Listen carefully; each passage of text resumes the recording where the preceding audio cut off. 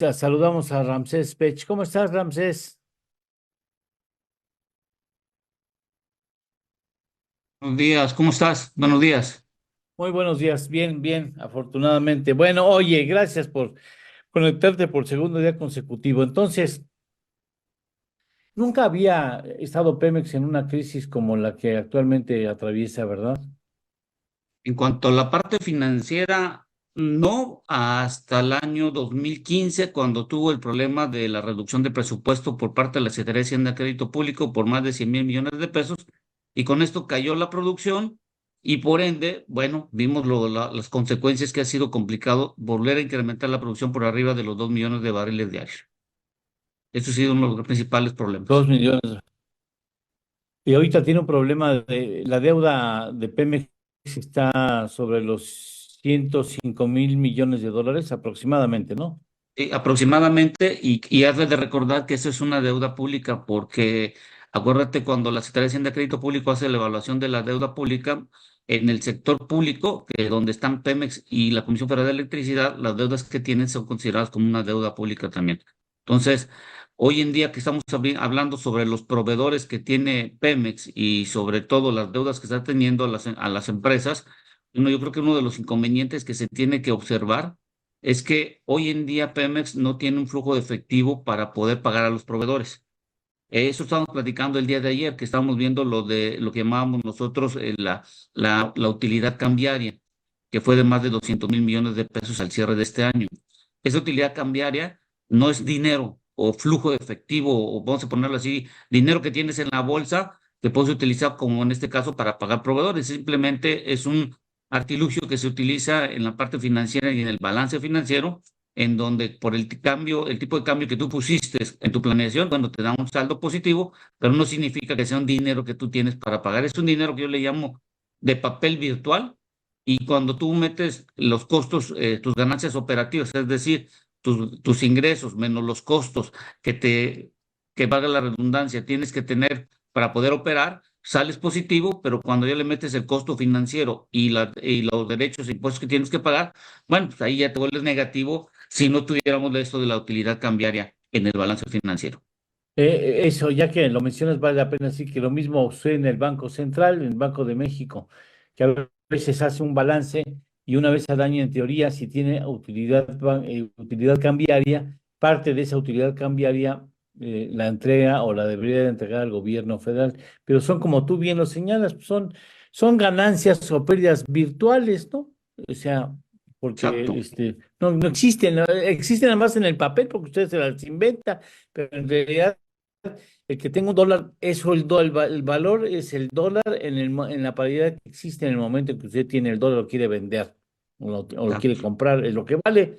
Si lo compró más barato y va a tener una utilidad en pesos, pero bueno, pues eso, ya ves cómo son los financieros, algunos financieros. Ahora, ¿cómo ves a Pemex? Se está complicando las cosas y sostenemos nosotros ante nuestro auditorio que si no atinamos a atender a Pemex correctamente, Pemex puede hundir al país o puede causarle un muy serio dolor de cabeza. Bueno, es que ya no es que vaya a pasar, o sea, ya tenemos un problema nosotros en el sector energético, ya estuvimos haciendo una evaluación el fin de semana, ya es un fracaso el sector energético ya en México, eso yo te lo digo por parte mía. ¿Por Ajá. qué?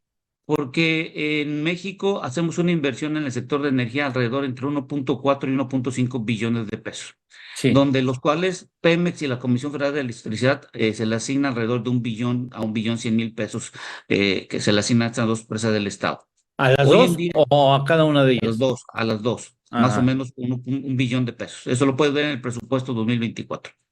¿Qué es lo que Ajá. sucede? Que haciendo los cálculos respectivos y dependiendo de las tendencias y de demanda que tenemos hoy en día, no solo en el sector de energía, sino en el sector de combustibles que se utilizan para toda la industria y todo lo que se necesita en el sector de energía, se necesitan inversiones de alrededor de 2,5 billones de pesos a partir del año 2025 hasta el 2050. ¿Por qué? Que tiene que ser sostenido y con un crecimiento entre el 2 y el 3%. ¿Por qué? Como bien lo comenta la persona que me precedió, en el mundo se está tratando de cambiar los combustibles. Entonces, aquí hay un gran problema que estoy escuchando en los últimos días, y hay una gran confusión porque ligan la transición energética solo en el cómo se genera la electricidad y no en el cómo debemos de transitar a dejar combustibles fósiles, a mejorar las plantas, a reducir las emisiones de gases de efecto invernadero, a mejorar la calidad de aire. Eso es una transición energética. Y todo esto que te digo necesita dinero, no solo para generar la energía, sino ahora necesitamos el dinero es para controlar. Ahora, por ejemplo, ya sabemos el pecado que cometimos de la parte ambiental, cuando tuvimos la parte industrial, que fue para el desarrollo. Ahora ya sabemos qué contamina, cuánto contamina, y ahora tenemos que meter es cómo eliminar lo que ya sabemos que hemos contaminado. Y es la Sí, recuperación del CO2, las disminuciones de los gases que se tienen en los escapes de los motores. Pero al fin y al cabo, creo que en México no estamos entendiendo eso. Y eso, como yo lo siempre he dicho, primero hay que revisar el país y ya después ver los demás. Pero en el país he estado escuchando que en los últimos días, en todos los medios, que el problema son las refinerías, que es la parte de la contaminación en nuestro sí, país. Y eso sí, es falso. Eso es falso. Lo que más contamina en este país es la combustión que sale de los motores que consumen gasolina. Seguidamente está la utilización del gas natural que se utiliza para la generación de la electricidad y la industria que necesita el gas natural. En sí. tercer lugar está lo del diésel. Y en cuarto lugar tenemos a las refinerías, pero las refinerías, cuando hacemos el cálculo de gases de efecto invernadero, es una quinta parte de lo que producen los motores de combustión que consumen gasolina. Entonces, creo que nos estamos enfocando en Pemex, en el simplemente el hecho de que tiene que extraer hidrocarburos, como lo dijo ayer el presidente, pero no estamos viendo que el negocio de Pemex no es la extracción de hidrocarburos.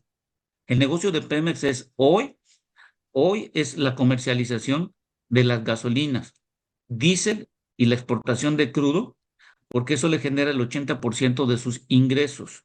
Entonces, la comercialización de lo que producen las refinerías y lo que importa Pemex de gasolina y diésel y de los productos que necesitan, sobre todo para los motores, ese es el negocio de Pemex y no como lo estamos comentando, que la refinación están perdiendo entre 14 y $20 por cada barril que están metiendo. El negocio de Pemex y lo que le genera más dinero, vuelvo y repito, es la comercialización de lo gasolina, diésel y la exportación de crudo. O sea, nos sale más barato importar los combustibles que producirlos. En este punto de vista, nos sale más barato si tuviéramos unos impuestos menores. Acuérdate que de impuestos tú estás pagando 9 pesos hoy en día por cada litro que Ujú. estás pagando tú de gasolina.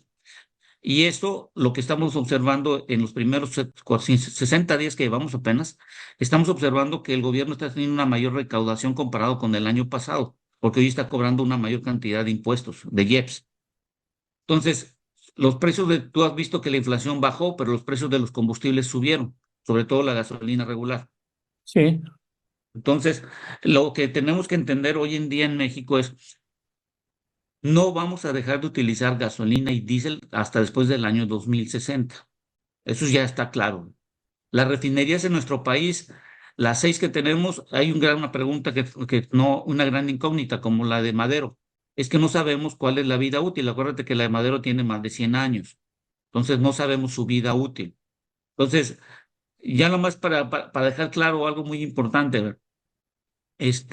Se ha dicho mucho sobre la calidad de aire y sobre la contaminación, pero hay una cosa que se está confundiendo mucho y hay que dejárselo claro al público. A ver, no es lo mismo calidad de aire que la cantidad de gases de efecto invernadero que emanan de la quema de combustibles fósiles o de algunas industrias que se tiene.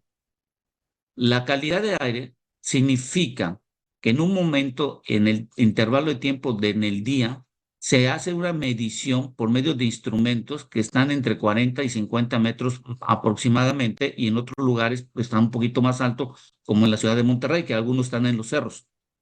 ¿Qué es lo que mide la calidad de aire? Las partes por millón de partículas que se emanan ya por la quema, que son, como digamos, microcenizas, que cuando tú haces la respiración en el aire, esas se introducen en tus pulmones y eso daña la calidad de aire. Y otro problema es el aire, acuérdate que tiene oxígeno.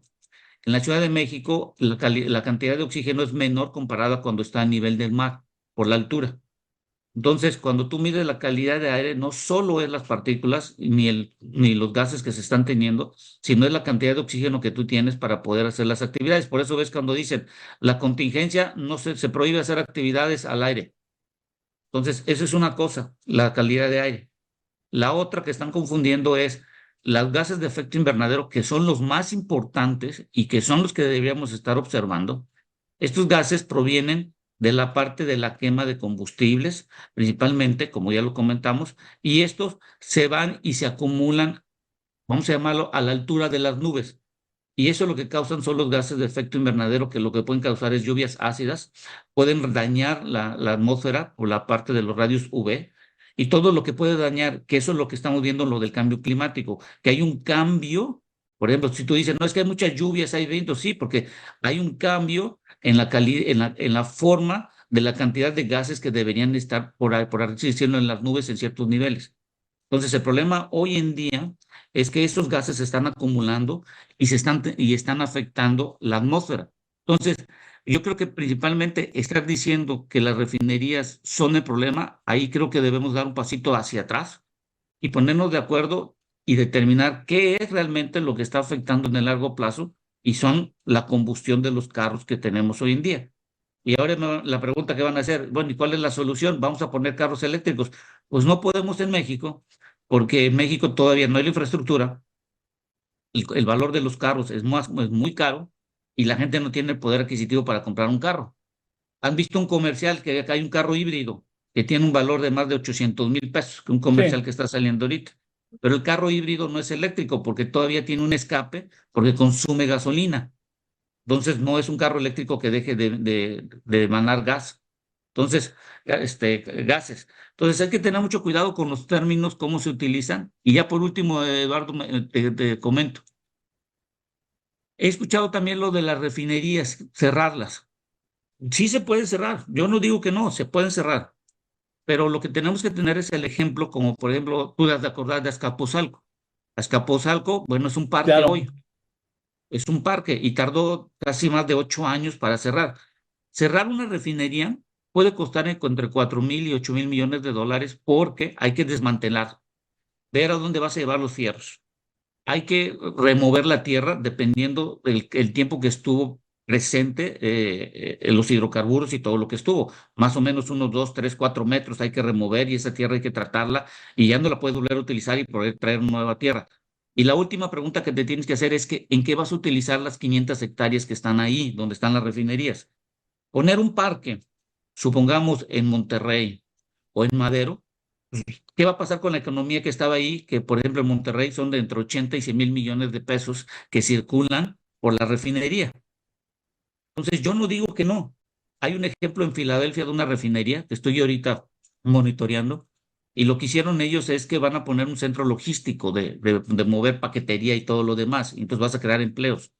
Entonces, yo no digo lo que se propone no está mal, pero yo creo que hay que ver desde el punto de vista un pasito atrás y determinar realmente qué es lo que está contaminando en México y qué hay que hacer para transitar a dejar no solo a los combustibles fósiles, sino la forma también como se genera la electricidad, porque el concepto que tienen de transición energética solo está ligado a cómo generar la electricidad, y eso es totalmente incorrecto, por así decirlo. Bien, pues sí, tendremos que seguir con ese tema porque va a dar mucho de qué hablar. Te volveremos en el transcurso de esta semana o de los primeros días de la siguiente tema, y seguir desmenuzando el asunto de petróleos mexicanos. Por lo pronto, muchas gracias, Ramsés, por estar con nosotros en esta mañana.